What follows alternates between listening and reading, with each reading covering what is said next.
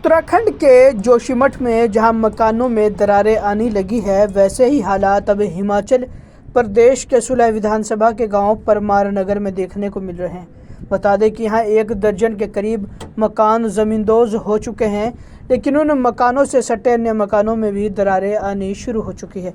वहीं ज़मीन पर भी करीब 3 किलोमीटर तक गहरी दरारें पड़ चुकी है, जिससे कई मकानों व खेती युक्त ज़मीन पर भूस्खलन का खतरा मंडरा रहा है। जो परमार नगर है, इसमें 12 जो फैमिलीज़ हैं, इनके मकान जो है वो टोटली ध्वस्त हो गए हैं ड्यू टू लैंडस्लाइडिंग। और 12 के लिए हमने यहाँ पे जो हमारा प्राइवेट स्कूल है, इसमें इंतज़ाम किया। 3 कमरे हैं, साथ में हमने टेंट जो है वो लगाए जा रहे हैं और रोटी का इंतज़ाम भी किया जा रहा है, 3 टाइम की रोटी का। और ड्यूटी लगा दी है सारे IPH और बिजली बोर्ड, सभी अपनी अपनी व्यवस्था जो है वो यहाँ पे देखेंगे।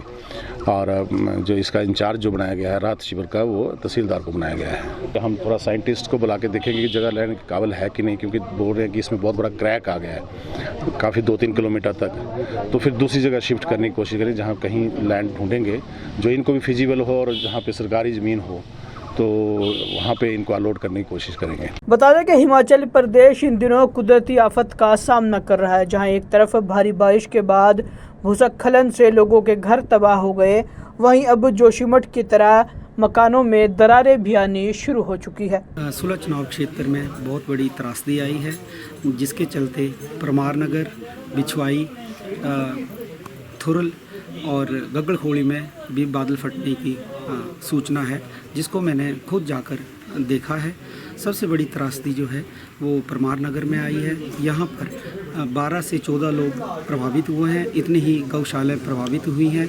यही नहीं, लगभग 3 किलोमीटर तक धरती में बहुत बड़ी दरारें आई हैं और इसके अलावा 10-12 और घर जो हैं वो फटे हैं।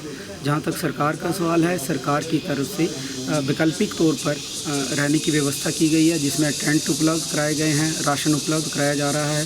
प्रशासन, SDM धीरा, तहसीलदार, पटवारी लगातार राहत कार्य में लगे हुए हैं। गांव में बहुत ज़्यादा लैंडस्लाइड हुआ।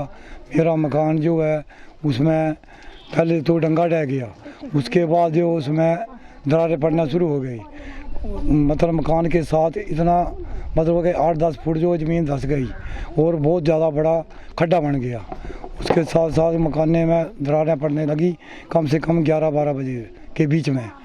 मकान जो है, एक कच्चा मकान था मेरा, 1-2 मंजिला मकान था, स्टोरी थी। उसमें पहले तो कच्चा ढह गया, उसके बाद जो पक्का था मकान, हम घर में ही मौजूद थे, वहाँ पर पूरा पक्का मकान जो है वो उसमें भी दरारें पड़ गई।